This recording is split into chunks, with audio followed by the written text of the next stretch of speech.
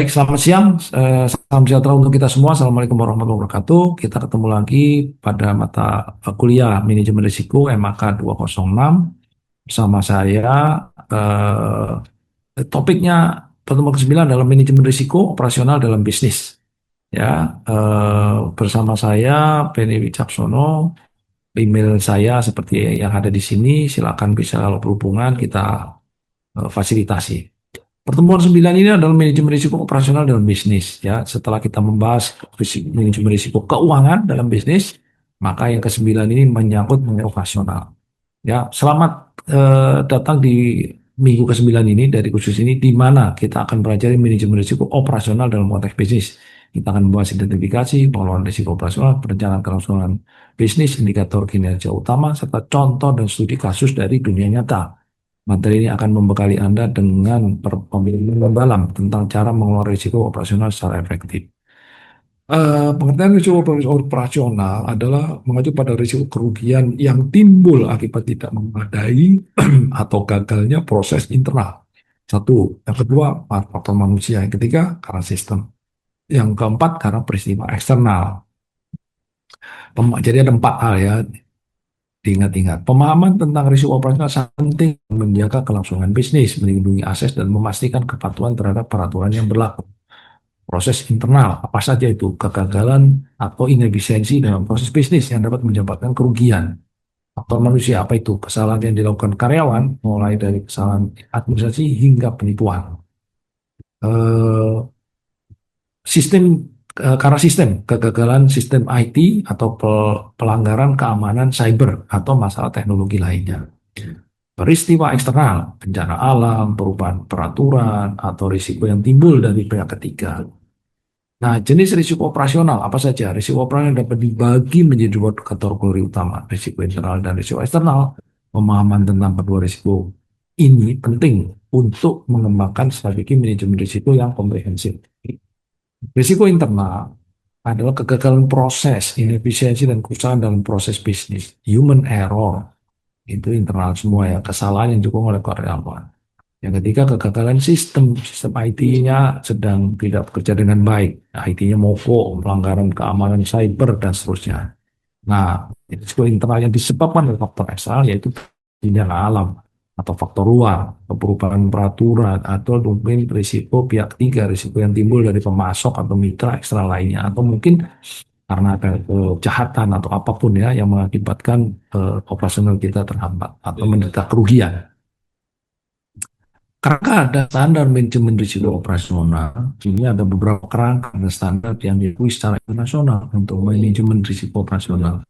Tiga di antaranya yang paling penting yaitu Basel 2, Basel 3, angka USU, IAM, ISO 31000. Masing-masing memberikan pedoman dan praktek terbaik untuk mengelola risiko operasional secara efektif. Basel 2 dan 3, kerangka peraturan untuk lembaga keuangan. JOSO IRM, kerangka manajemen risiko perusahaan. ISO 31000, standar internasional untuk manajemen risiko itu sendiri. Nah, alat penilaian risiko untuk operasional apa? Untuk mengidentifikasi risiko operasional secara efektif, organisasi menggunakan berbagai alat penilaian risiko. Tiga alat utama yang sering digunakan adalah Risk and Control Assessment atau RCSA. Yang kedua adalah indikator risiko utama. Yang ketiga adalah analisis skenario, gitu ya. Risk and Control Assessment atau RCSA merupakan proses di mana unit bisnis mengidentifikasi dan menilai risiko mereka sendiri, memungkinkan pemahaman yang lebih mendalam tentang risiko di tingkat operasional. Indikator risiko utama, metrik yang digunakan untuk memberi sinyal eksposur risiko, membantu organisasi untuk mengantisipasi dan merespon risiko secara proaktif. Analisis skenario bagaimana menilai dampak berbagai skenario untuk grup terhadap bisnis, memungkinkan organisasi untuk mempersiapkan diri menghadapi berbagai kemungkinan yang akan terjadi. Metode pengumpulan data risiko, data yang akurat dan komprehensif sangat penting dalam manajemen risiko operasional. Dua metode utama yang digunakan adalah sistem pelaporan insiden dan audit serta inspeksi rutin. Sistem pelaporan insiden maknanya apa? mekanisme untuk melaporkan dan mendokumentasikan kejadian risiko operasional secara sistematis. Ini memungkinkan ya organisasi untuk melacak dan menganalisis tren risiko dari waktu ke waktu. Audit dan inspeksi tinjauan rutin yang dilakukan untuk mengidentifikasi potensi risiko dapat mencakup internal audit internal, inspeksi keselamatan, dan penilaian kepatuhan terhadap regulasi.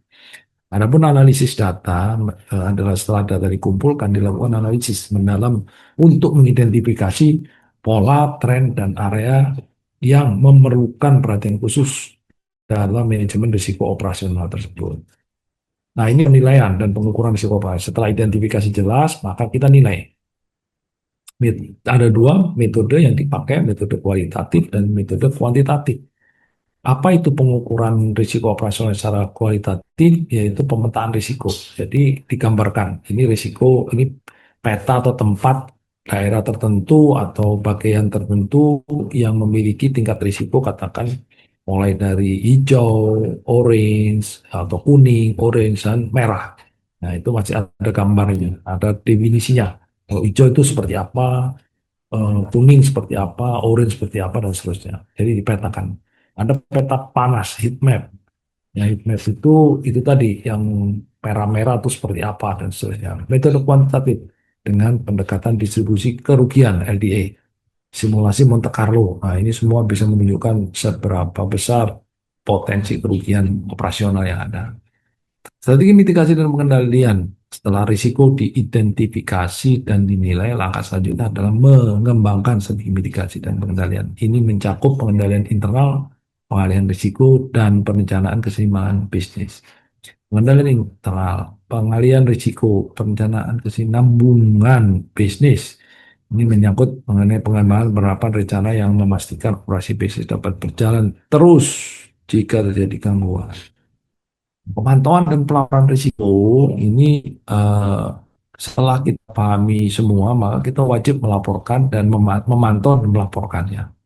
Pemantauan berkelanjutan menggunakan teknologi analisis data untuk membantu memantau risiko operasional secara real time. Mekanisme pelaporan secara teratur melakukan paparan risiko dan insiden kepada manajemen senior dan dewan. Indikator kinerja utama atau KPI.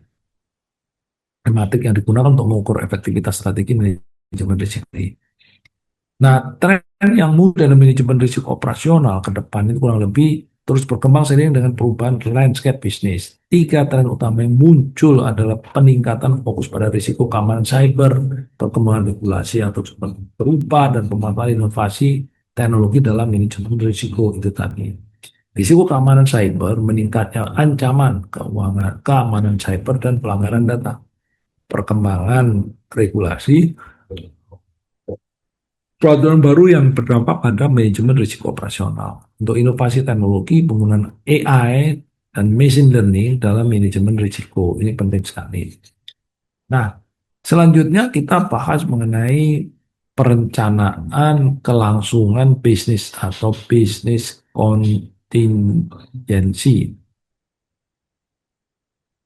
Eh, Perencanaan kelangsungan bisnis atau bisnis contingency plan dan pemulihan bencana atau disaster recovery adalah komponen penting dalam manajemen risiko organisasi modern. Tujuan utamanya adalah memastikan operasi bisnis dapat berjalan pulih dengan cepat jika terjadi satu gangguan. Lanjut ya kita. Nah, definisi dan pentingnya BCP dan DR ya. BCP itu penting sekali mengembangkan strategi rencana untuk ke depan seperti apa. DR adalah pemulihan bencana, tindakan dan khusus untuk memulihkan CPI. Pentingnya BCP dan DR Anda bisa ikuti. Nah, konsep dan terminologi utama itu adalah fungsi penting CBF.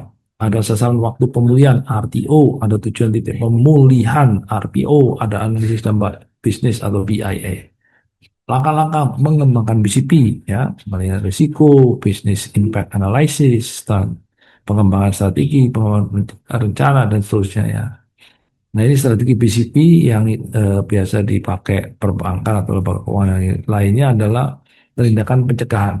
Yang kedua strategi mitigasi dan yang ketiga rencana respon dan pemulihan. Ini adalah langkah mengembangkan DR yang ada ya, penilaian risiko dan BA, pengembangan strategi DR dan seterusnya. Ini integrasi BCP dan DR, dan ini adalah buku teks yang kita pakai, yaitu manajemen risiko operasional Philippa X. Kirling, ini barunya, esensi manajemen risiko Michael Crowley dan Galai dan Robert Mark, ada manajemen risiko operasional Ariane Kapele. Ini nanti akan kita kirimkan ketika kuliah dalam bentuk e. Terima kasih atas perhatiannya. Kita akhiri kuliah kita pada kesempatan ini. Selamat sore, sampai ketemu lagi. Eh, Salam sehat untuk kita semua. Assalamualaikum warahmatullahi wabarakatuh.